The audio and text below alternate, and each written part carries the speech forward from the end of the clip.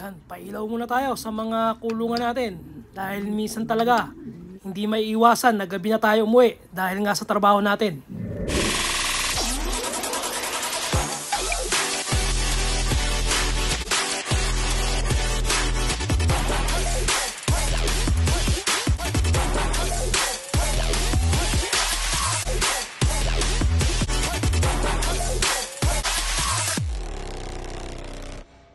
Yon, good morning mga kalapatid. Yan, update lang tayo sa mga breeder natin. Yan, yung nanay ni Buslot, naglilimlim uli. Ito pares niya. Parehas Kiado line yan mga kalapatid. At ito ang good news. Si Buslot, yan yung kanyang young bird na isasali natin sa Capistrano Classic One Loop Race. Yan, magta-try na ulit tayo. Pero this time, different at si anak ni Buslot yung ipadadala natin mga kalapatid, yung magkapatid na yan. At yung Ravenna, isa lang. Ito namang young bird nila mga kalapatid ay nag-iisa na ipadadala naman natin sa OCC. Kasama yung ibon ng kumparing Anthony natin. Bali dalawa yan, may pipiliin pa tayong isa. Dalawa yung padadala natin, tapos dalawa din yata sa kanya. I-entry natin sa OCC. Yan, sa palaro nila mga kalapatid.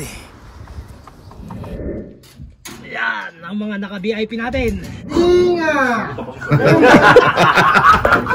At ito naman mga kalapatid, yung Black Thunder natin. At sa wakas, nag-anak din ng itim dahil yung unang anak niyan ay blue check na in-entry nga natin sa Martinez Classic. Tapos si Buslot, blue check din. Buti ngayon, nag-anak ng itim. Ito, wala pa. Yan. Mga nakupo pa lang. Ginagawa kasi natin, pag di natin kusunada itlog, maliit o kaya walang similya, tanggal agad. Tapos, ito naman. Yung tatay ng natin, subok line. Yan, breed na rin natin yan. Pinares natin sa anak na import na pag-give birth sa atin isang tropa. Itong anak na to. Yan naman ang i-entry natin sa Bay Area Opportunity Race. Sali tayo doon. Yan, yan, magkapatid. Bali ngayon pala mga kalapatid, ang gagawin natin magkapatid ang i-entry natin. You know. Tapos ito ang ibon ni paring idol. Yan, pinagpares natin. Parehas niya pag-give birth sa atin. Ngayon lang natin ginamit. Yan, si Ipolok, may paloma. Saksakan na rin natin ang sising yan. At mamaya bibigyan na natin ng tiki-tiki. Mga warriors natin, alaga sa tiki-tiki yan para matibay, para may laban, kaya nila mag-survive kahit sa wild. Subok na natin yan, tiki-tiki. Nakaka-survive yung mga warriors natin kahit 2 linggo sa wild, nakaka-uwi.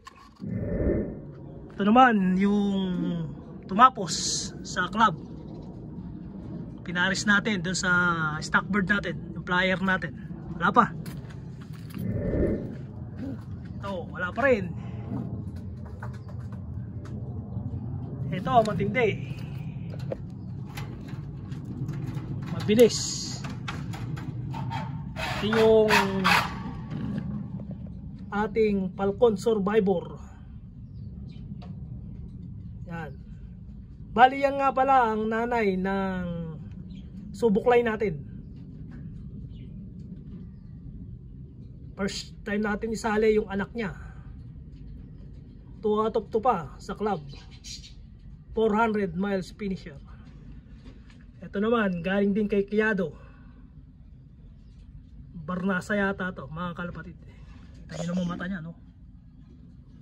May itlog na. 2. Mukhang may similya pa. Yan, pang club natin. Yung iba pang club lang. bahala na. Depende sa budget. Mahirap kasi sumali sa one loop race mga kalapatid. 100 to 150. Entry fee pa lang yun. Tapos 300 to 350. Activation fee. Ay hindi rin biro ang sumali sa one loop race. Dahil maganda naman yung naging resulta ng race na yung entry natin. Medyo kinapos lang tayo pero nag number 2 tayo sa second race. Yun ang kagandahan mga kalapatid. Kahit papano hindi tayo talo. Bawi ang gastos. Meron pang natira, may pambigay pa kay commander. Lupit! Kaya ang ginawa natin yung mga finisher natin o mga nanalo sa club, yan ang ginawa nating breeder na isasali natin sa one loop race. Sa ganun may laban naman yung mga entry natin. Yan, open loop tayo mga kalapatid. Kaya sanay yung mga ibon natin, matatag. Basta alaga lang sila sa tiki-tiki. Yan, saka malunggay powder. Sa flower oil, yan. Yan ang mga hinahalo natin sa ating mga patuka. Yan, palilinis lang natin. Tubig, kailangan malinis lagi. Oh, may kakabit pa tayo, no? Yan, bigay ng aming president. Kakabit natin yan doon. Pag-iisipan ko pa paano ilalagay. Okay mga kalapatid, yan ang update dito sa ating mga warriors at sa loop natin at sa mga young bird natin. Okay mga kalapatid, don't forget to like, share and subscribe. At huwag nyo na rin kalimutan pindutin yung notification bell para maging updated kayo sa mga gagawin ko pang mga video mga kalapatid. At huwag nyo rin kalimutan yung page natin. Yan, naglalagay tayo ng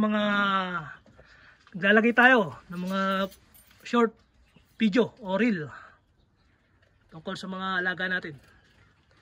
Okay mga kalapatid, salamat. Ingat-ingat. Bye.